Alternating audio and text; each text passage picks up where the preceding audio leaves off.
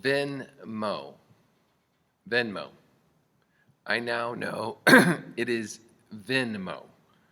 None of you needs to text, write, call, or email me again with the correct pronunciation. Thank you so much for the OK Boomer heads up. Yes, I'll be 63 next month, but I am raging against the dying of the light. I saw someone's list of New Year's resolutions on the interwebs. They included travel to the other side of the room, wear a different shirt, cut screen time from 12 hours a day to 11, eat a vegetable, bathe. Realistic list, actually. I'm not a fan of the new year, new you approach to the new year. Neither was my father, a career Navy man who spent his time aboard ships and airplanes. He did, however, favor what he called course corrections. This was part of his job in the Navy, manning the radar on ships and planes. He was a part of the DEW line, the distant early warning built up during the Cold War to give an early warning of a Soviet nuclear strike, so as to allow time for U.S. bombers to get off the ground and land-based ICBMs to be launched. Sober times, too. I think he preferred the term course correction because it implied he didn't need to change his course radically. He merely needed to check and make sure that he was going the right way, and if necessary, make subtle corrections. I believe course corrections is a better, gentler way to think about ourselves and our walk or run or stumble with God in Jesus' path. So say it after me. This is the way. I was never in the military, as many of you were, and I didn't learn to sail until Baylor. But as a scout in my teens, I knew well the idea of course correction.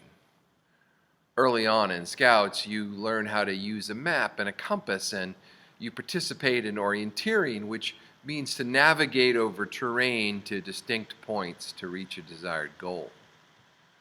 But if your compass work is shoddy and off by even a few degrees, you'd end up lost rather than in a campsite with a fire waiting and hot food. I know it makes me Captain Obvious to say so, but 2020 was a rough year for our country. A rowdy hooligan thug that beat us all. Tragedy has touched almost everyone, except maybe Jeff Bezos.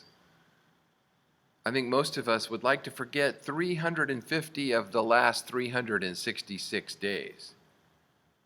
The year, however, did refocus our attention on a few essential truths that were indeed course corrections, as my friend Andrew Chamberlain pointed out. The value and the import of family who are friends and friends who are family cannot be overstated. Good health is more precious than any amount of money. We really are our siblings' keepers.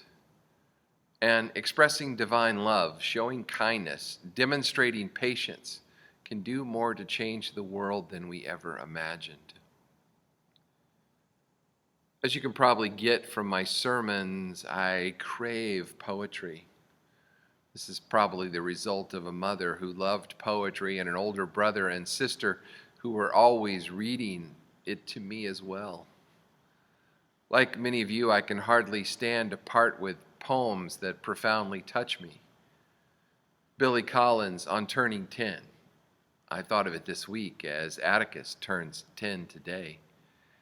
Annie Stevenson's The Minister, Wendell Berry's The Mad Farmers' Liberation Front, and Prayer for the Man Who Mugged My Father, 72, by Charles Harper Webb.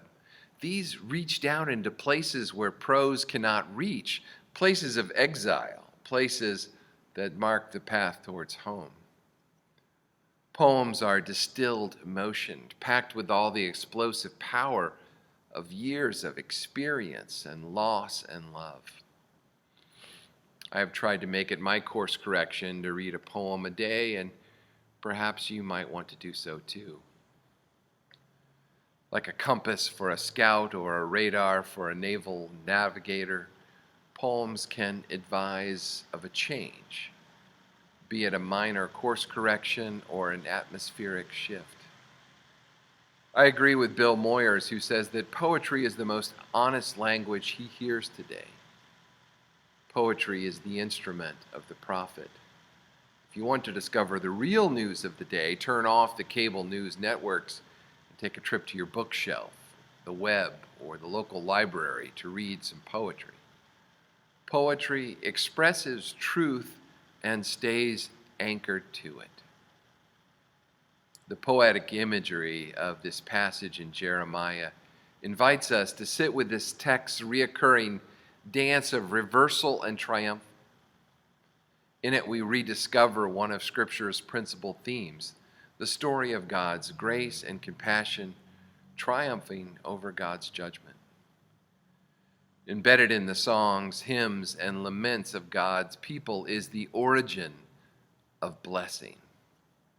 Through the prophet Jeremiah, we discover our own place and time in dance with God. But trouble starts when we begin to forget that we have a dance partner and we begin to make up our own steps. Before we know it, we are dancing solo. Today's reading from Jeremiah begins not with celebration, but with the warning to turn back to the Lord. This is what Walter Brueggemann calls the power to remember, the freedom to forget. So desperate is poor Jeremiah in chapter 5 that he's forced to run through the streets of the town searching for one person who acts justly and seeks truth so that God will call this whole judgment off. No evil will come to us, is the people's response, not believing that God will allow them to be defeated and exiled. The prophets are nothing but wind. The Lord will do nothing, they say. That was, of course, before the exile. The Babylonian exile was a 70-year period, 586 to 516, in which the tribes of Judah were in captivity in Babylon. My friend and seminary pastor Steve Shoemaker wrote, "Exile was and is a time of captivity and chastening, of figuring out what went wrong and why, a time of gestations, of waiting, of singing the Lord's song in a strange land, a time of hoping in what we cannot see." Exile is a time for the language of honesty, for the sentiments of the poet-prophet. Yahweh ultimately calls the children of Israel out of exile and back into the fullness of love. God reverses God's own ways, but always with God's timing and not before those returning from exile remember what it was like that they had forgotten. All is made new in a story that has revealed itself through the ages. The exiles to whom the words of Jeremiah 31 were addressed were scattered, weary, and vulnerable. Does any of this sound familiar? But the specifics of God's faithfulness are spelled out in the image of bountiful food, flourishing gardens, safety, dancing, and gladness. These provide a picture of overwhelming, over-the-top grace coming in at the end of exile. Straight paths, deep consolation, and special care for the most vulnerable suggest a road home shaped by gracious welcome and tender care. Jeremiah's words of warning and comfort are not addressed directly to us. They were to a specific group of Jews in exile 2,500 years ago, saying that the good news is that the hold of the enemy will be broken. They will be released from captivity and recovery of a normal life in their homeland. There is even better news. The people will be restored into right relatedness with God. The images of God in this chapter are of father, mother, shepherd, and covenant maker. Much later, the totality of this message will be seen clearly in the birth, life, death, and resurrection of Jesus, which is for all people. Thomas Merton wrote that no despair of ours can alter the reality of things or stain the joy of the cosmic dance which is always there. Indeed, we are in the midst of it, and there it is in the midst of us, for it beats in our very blood whether we want it to or not. We cannot, even through our own foolishness, stain this joy. We remind ourselves of our holy dance with God when we ministers say to all of us on baptismal renewal Sundays, remember your baptism and be thankful. Or when we dedicate a child and their parents to God, a minister with a child in her arms, presented with all the hope and joy and promise of blessing, reminds us of the grace promised to us in our own birth and dedication and baptism. This week, some douche canoe hacked my online accounts and wrote many of my contacts begging for money. He began his fakey message with the churchy word blessings, something I would never say casually. I would be far more likely to write, get in, losers, we're off to cause some good, necessary trouble. You should wait for that message.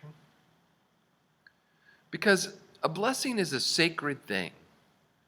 A blessing, writes Rachel Remen, is not something that one person gives another. A blessing is a moment of meeting, a certain kind of relationship in which both people involved remember and acknowledge their true nature and worth and strengthen what is whole in one another. In Jeremiah 31:2, the people of God are described as having found grace in the wilderness. God's sufficient provision along the way provides a taste of the fuller bounty yet in store for them and us. Wilderness and exile are never the final word. In fact, the final word in Jesus is grace upon grace, not just in the next life, but now. The shepherd continues to gather the flock. The host continues to offer a banquet of restoration, love, and abundance. This week, Ann and I watched the Pixar movie Soul. Maybe you did too, and if not, we recommend it.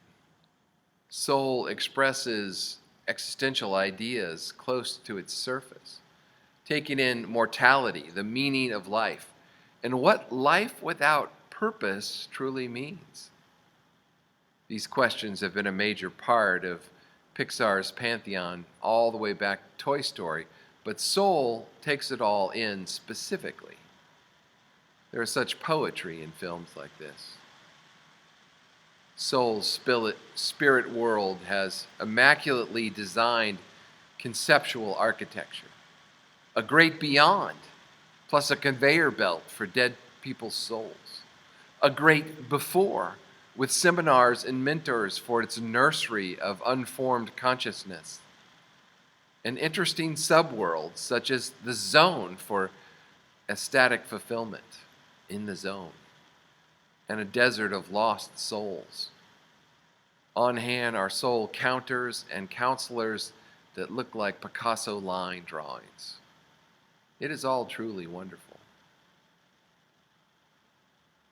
As one of the movie's reviewers said, some of the jokes are a tad DreamWorksy, like the bit where a lost soul returns to Earth and realizes that he's completely wasted his life by working in hedge funds.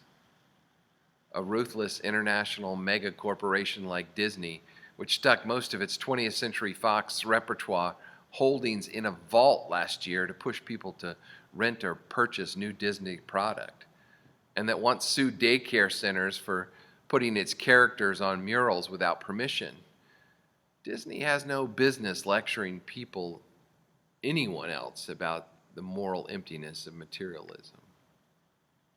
However, this movie's central message would reverberate with Jeremiah's. Lives don't boil down to some binary success or failure, but whether it's in the way each moment is lived, no matter how small, that gives all time on earth meaning. And we might add, it is life within God's limitless love that gives our life and our time here meaning and purpose. This is the message of Jeremiah 31. Previously you have been in pain, now God's goodness comes to you to enrich every moment. Jeremiah initiates a course correction. He is calling those who remember their relationship of blessing with Yahweh back into the living of it. I am bringing you home, God says. In contrast to their departure, a journey filled with brute force and destruction, those returning are now part of the procession of the restored. The weeping refugees shall return home with prayer in their hearts. The blind and the lame shall know their place in the kingdom. Mothers carrying their babies will walk alongside mothers in labor. It is a time pregnant with promise, and a time for noisy tambourines and merry dancing. All will participate in the spirited homecoming parade. God will lead everyone to new beginnings filled with new life. When the celebration ends and when life returns to the holy rhythm of the ordinary, we're tempted to store our tambourines on the top shelf of the closet and place our dancing shoes beneath the bed. Jeremiah cautions us not to misplace those dancing shoes. For at a moment's notice, the band can strike up, and God, our holy partner, will beckon us to dance. Life's greatest gift is to dance with God and remember what it is to live life as blessing. As the Averitt brothers sing in their song, High Steppin', I do know this: the best beggars are choosers, the best winners are losers, the best lovers ain't never been loved, and first place ain't easy. The hardest part is believing. The very last word is love. Amen.